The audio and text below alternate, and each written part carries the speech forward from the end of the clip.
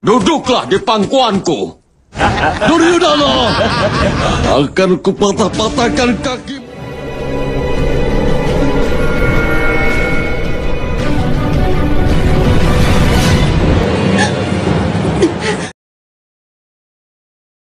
Duryodhana berkata saat harga diri seseorang dihina maka wajahnya duluan yang akan terlihat. Kemudian dia meminta pada Dursasana agar menunjukkan wajah wanita yang sombong itu. Ketika Dursasana mendekat, Pancali pun bangkit dan mencoba berontak dengan melempari Dursasana menggunakan benda yang ada di sekitarnya.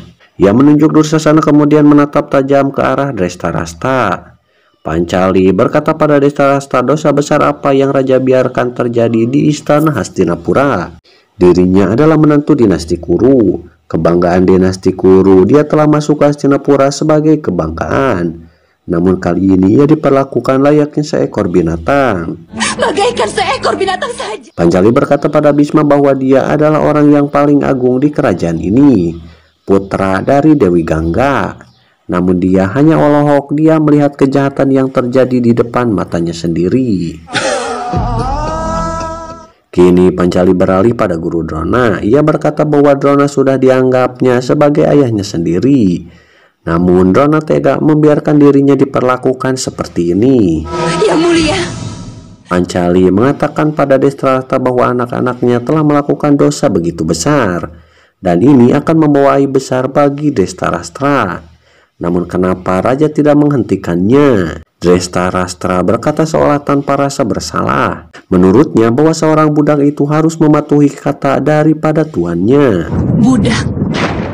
Pancali bertanya apa yang membuatnya menjadi budak. Pertanyaan ini sampai sekarang pun belum bisa dijawab oleh Yudhistira. Jika dia kalah dalam permainan, maka dia telah kehilangan semua hak atas dirinya. Maka bagaimana bisa dia mempertaruhkan dirinya jika hak saja tidak punya?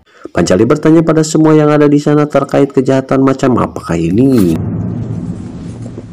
Duryodhana mulai bangkit dan berkata kenapa Pancali menanyakannya pada semua orang. Sebaiknya Pancali langsung bertanya pada suaminya yaitu Yudhistira. Pancali menanyakan apakah Yudhistira memperlakukannya sama seperti Yudhistira memperlakukan adik-adiknya. Yudhistira menjawab iya karena anggota keluarga memiliki hak yang sama. Keluarga sama-sama saling memiliki haknya. Pancali berkata bahwa seorang istri bukan hanya sebagai keluarga belaka. Seharusnya ia mendapatkan lebih dari itu. Sebagai contoh, jika seorang suami meninggal maka anggota keluarga akan bersedih. Namun istrinya akan merasa sedih sekaligus menjadi janda. Sebenarnya Yudhistira hanya punya hak atas adik-adiknya, namun tidak punya hak atas dirinya. Kau hanya punya hak pada adik-adikmu. Jangan hanya diam.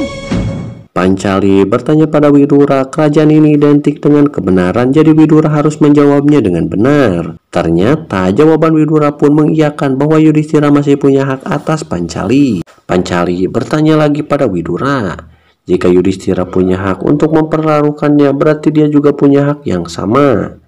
Namun kenapa Yudhistira tidak meminta izin dulu pada dirinya? Pancali mendesak Widura agar menjawab, namun yang bicara kini adalah paman Sangkuni. Berarti aku juga punya hak untuk itu. Jawab aku sekarang. Budak Drup. Sangkuni berkata bahwa ketika Pancali datang ke Hastinapura, apakah dia telah memberi aturan-aturan tertentu yang tidak boleh dilakukan oleh suami-suaminya? Jika belum, berarti Pancali sudah memberikan suaminya hak untuk kehilangan semua yang dimilikinya. Berhentilah bicara tanpa alasan. Pancali berkata bahwa ia sangat percaya pada 5 suaminya.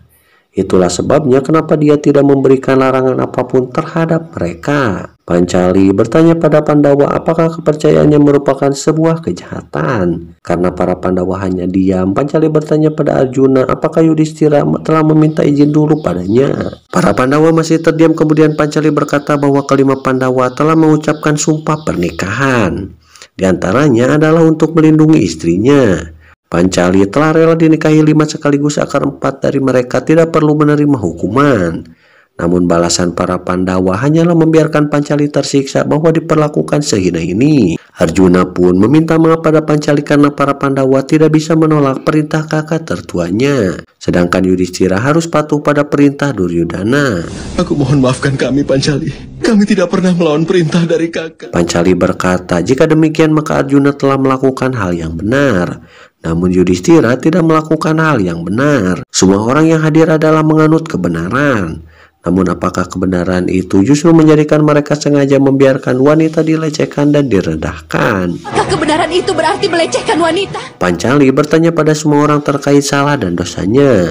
Sampai-sampai dibawa masuk ke ruangan itu dengan cara seperti itu. Semua orang hanya berpikir tentang kebenaran berdasarkan pemikiran mereka sendiri. Namun sayangnya semua orang tidak berpikir mengenai kehormatan seorang Pancali, hak dan juga perasaannya. Dan apa yang dia rasakan? Duryodhana membenarkan ucapan Pancali karena para suami Pancali bukanlah laki-laki. Lalu kenapa Pancali mengharapkan kebenaran yang telah membuat para Pandawa menjadi pria yang lemah? Lebih baik Pancali menjalin hubungan dengannya. Ini akan lebih baik karena Duryodhana akan melindungi Pancali. Duryodhana mengajak Pancali duduk di pahanya. Duduklah di pangkuanku. Kini Bima terpancing emosi. Ia berkata akan membunuh Duryodhana sampai bumi bergetar akibat kemarahannya. Ia bersumpah akan mematahkan kaki Duryodhana dan mencabut nyawanya. Duryodhana! Akan kubunuh kau sampai kulihat seluruh bumi ini bergetar karena kemarahanku.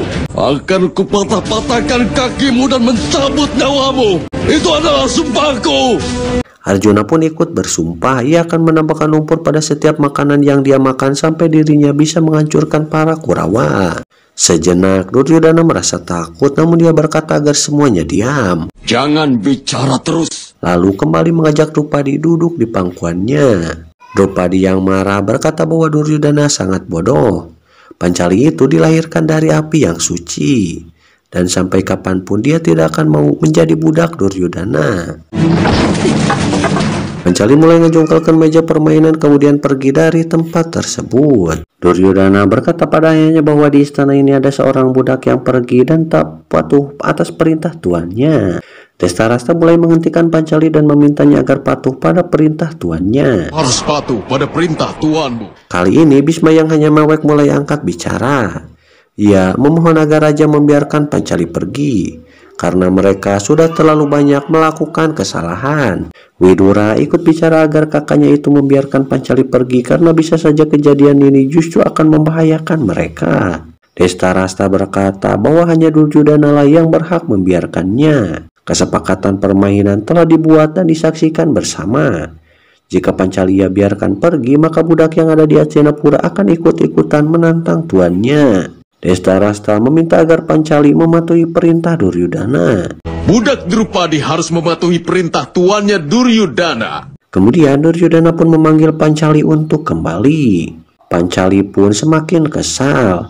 Ia berkata bahwa kemandirian hanyalah milik satu orang yang tak bisa diambil oleh orang lain. Karena dirinya bukanlah pakaian yang bisa Duryodhana ambil seenaknya. Duryodhana berkata jika Pancali memang keras kepala. Ia membenarkan jika kemandirian memang tidak bisa diambil, namun pakaian bisa diambil. Semuanya terdiam dan kaget mendengar perkataan dari Duryodhana. Kemudian Duryodhana menyuruh Dursasana agar membuka semua pakaian Pancali tepat di hadapan semua orang. Ini sebagai balasan karena Pancali telah berani melucuti senjata mereka di istana Indrapasta. Lucuti pakaiannya. Setelah keheningan akibat kaget, akhirnya Arjuna ngamuk juga. Ia meminta agar Duryodhana menjaga batasannya sambil mengambil tameng prajurit dan melemparkannya sampai semua obor padam. Arjuna berkata jika dirinya akan mengabulkan keinginan Destarasta untuk menjadikan hidupnya dipenuhi kegelapan, seperti gelapnya istana ini. Dengan kegelapan! Kami penuhi dengan kegelapan!